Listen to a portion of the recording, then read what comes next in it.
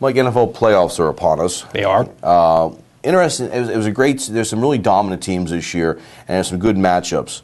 Colts Jets is a rematch from last year's playoffs, and it's very intriguing to me. This game is in Indianapolis. Who do you like in the game? You know, I like. There's a lot of sort of X and O things that favor the Colts. I think, but I like the Jets. I just think the Colts are too beat up. I mean, you know, forget Dallas Clark and all these wideouts and running backs that they have are gone. It's amazing that Peyton Manning has them where they are, but I just think it's a little too much to ask.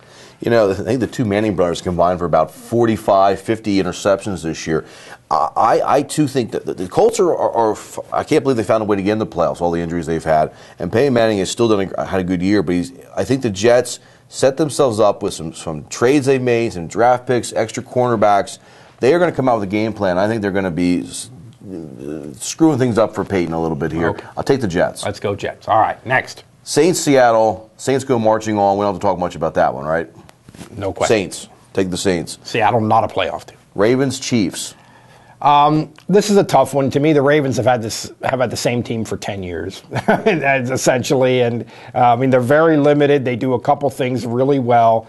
Kansas City is a newbie. They are at home.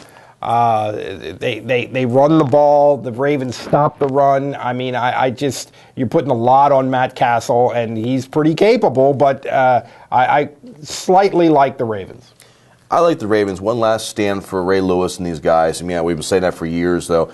If the Chiefs can run the ball, even though the Ravens are supposed to be good against the run, I've seen some running backs go through them this year. That might be a key, and they've got some good running backs. They're not as good defensively as they've been at the peak during this sort of, let's call it the Ray Lewis era, but I like them a little bit. Not crazy about this. I think they've got a little bit more in them. Let's take the Ravens. Eagles-Packers, very intriguing matchup, but I think it's a very tough matchup for the Eagles. I really like the Packers defense more like the Packers offense in this game. Clay Matthews in particular, and last year, who I think is going to win the defensive player of the year, and last year's defensive player of the year is also on the team, Charles Woodson.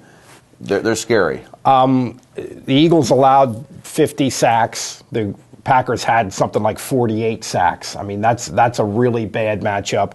The Eagles secondary is their weak point, and the Packers have Aaron Rodgers, who I love. I think he's a terrific player. This is a really good matchup. It would not surprise me at all if the Eagles were to win this game, and it would surprise me if it isn't a close, competitive game. I think it's going to be fun to watch. But logically, in terms of straight up who's going to win, I just think the Packers are. I can't make an argument for the Eagles. I'm going to take the Packers. I think for a lot of the same reasons you're saying. If Andy Reid goes to the running game more and keeps Packers off balance, the Eagles have a good chance. Well, that's part of what has to happen. And another thing to look at here is in the last month, the Eagles have really played 8 good minutes.